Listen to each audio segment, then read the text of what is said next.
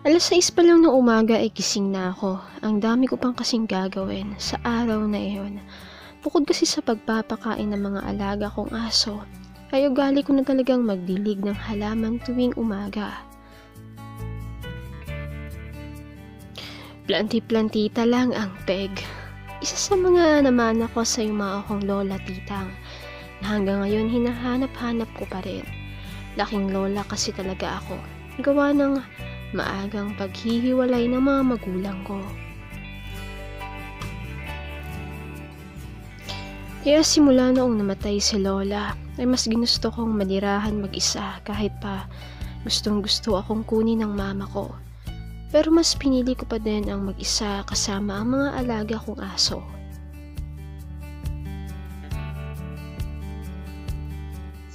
Okay naman ako kahit ganito ang buhay ko. Isa pa, walang nangingialam sa buhay ko kahit pa ibang-iba ang mga gusto ko sa buhay. Halimbawa na lang, ayaw na ayaw kong may nagkukontrol sa akin lalong-lalo na sa kung sino ang mamahalin ko.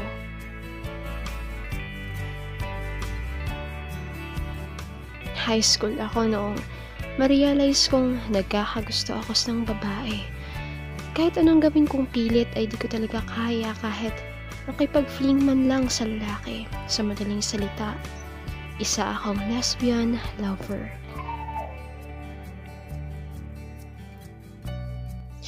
May mga nakarelasyon na din ako at ang pinakamatagal ay itong last kong ex na si Enig. Tumagal din kami ng 2 taon pero dahil sa may mga bagay kaming hindi mapagkasunduan ay naghiwalay kami.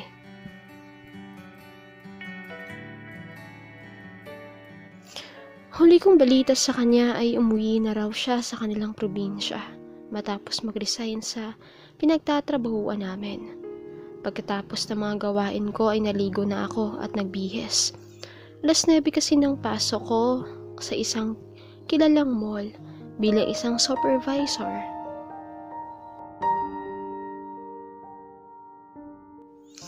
Mga nasa 45 minutes din ang iginugol ko sa biyahe dahil sa sobrang traffic. Naisip ko nga kapag nakapag-ipon talaga ako, bibili na ako ng sarili kong sasakyan. Ang hirap kasi mag-commute. At dahil wala naman ako masyadong tulog kagabi, pakaramdam ko, sasara ang talukap ko. Kaya ipinigit ko na lang muna ang aking mga mata.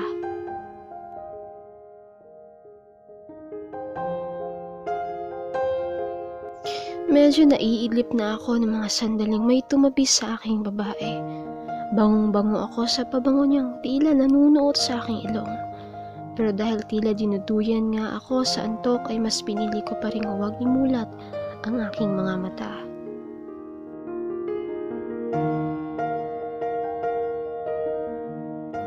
Hanggang sa di ko na malayang napasandal na pala ako sa kanyang balikat. Bigla akong napaangat ng muka at humingi ng sorry. Kaya lang pakaramdam ko biglang umurong ang dila ko nang mabungaran ko ang malaanghel nitong mukha.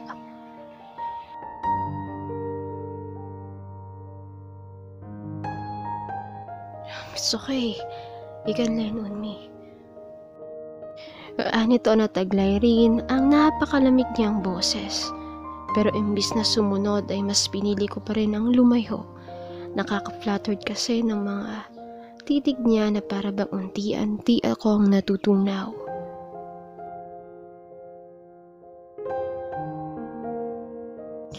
Napatingin ako muli sa aking wristwatch. Nasa palagay ko ay kung gaano kabagal ang takbo ng bus ay ganoon din kabagal ang takbo ng oras. Napabuntong hininga na lamang ako at muling ipinikit ang aking mga mata.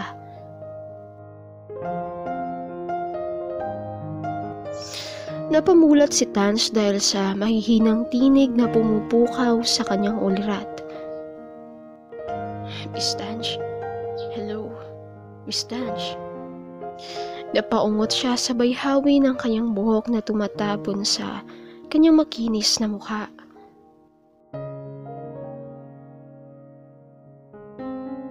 Pasensya na kung nadisturbo ko tulog mo. Baka lang kasi lumagpas ka na. Nagulantang si Tans dahil sa sinabi nito, kaya naman mabilis siyang ibinaling ang tingin sa bintana.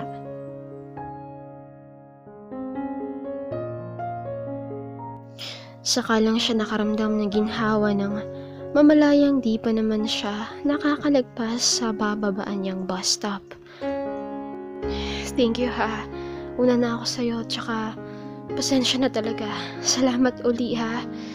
Mabilis na sambit ni Tanch bago mababa ng bus.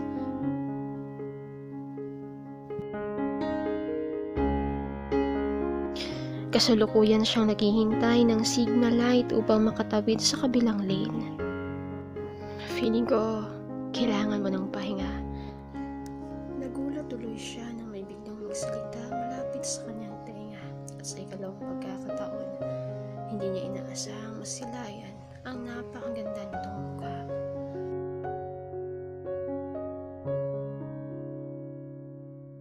Hey, ikaw, sinusundan mo ba ako? Nope. Actually, lumagpas kasi ako kaya kailangan kong bumalik. Tugon nitong ni wala man lang negatibong nakikita sa mukha nito.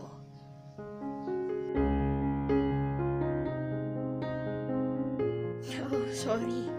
Kasalanan ko ba? Pasensya na talaga. Pwede mo naman kasi akong... it's okay. No worries.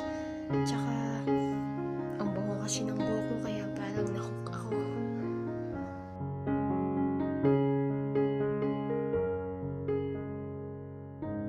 Ha?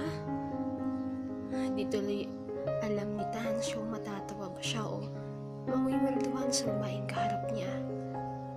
Tara, anito na ngay hawak ang kanyang siko habang tumatawid sa pedestrian lane.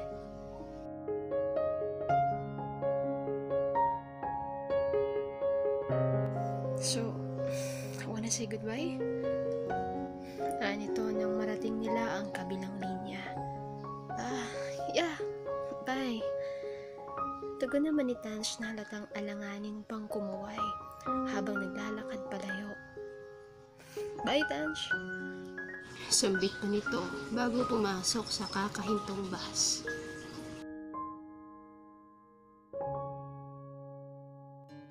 Magsasalita pa sana siya ngunit mabilis na itong nawala sa kanyang paningin.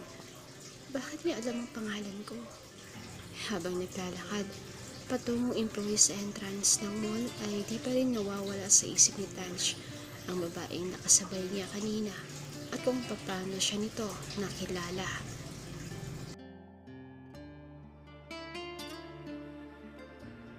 Good morning, Miss Lubete. Kamusta naman ang apple of my eyes? Iyan ni Vince nang magsalubong sila sa lobby.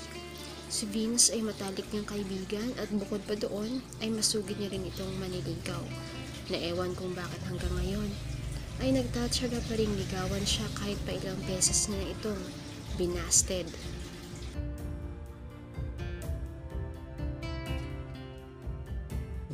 Good morning. Guys, ang ganda mo talaga. Ang aga-aga, Vince. Exactly. Mas maganda ka pa sa umaga.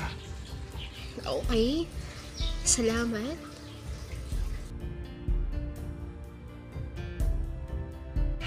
Tanch, yung sinasabi ko pala sa'yo, mamaya na yun ha. Ha? Ang alin? Sabi ko na nga ba nakalimutan mo na.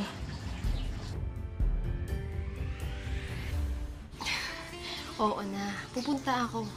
Okay? Sabi mo yan ha. Tumango na lamang si Tanch bilang tugon.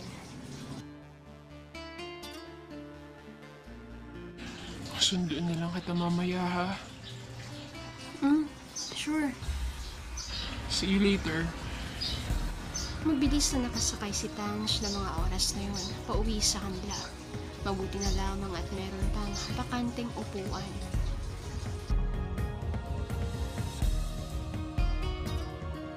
Ilang sandali pa ay puno na ang bus at meron nang nagsitayuan sa gitna. At dahil naawa siya sa matandang babae na kakasakay pa lang, ay hindi siya nagdalawang isip na ialok rito ang kanyang upuan. Hindi ka lang pala maganda at babango. Ang bait mo pa.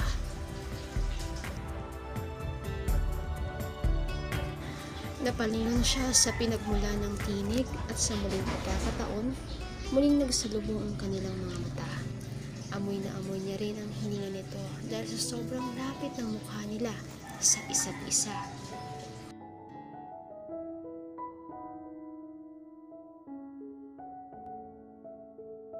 Hey, ikaw! Sabay na gumuhit ang matamis ng ngiti mula sa kapwa nilang mga labi.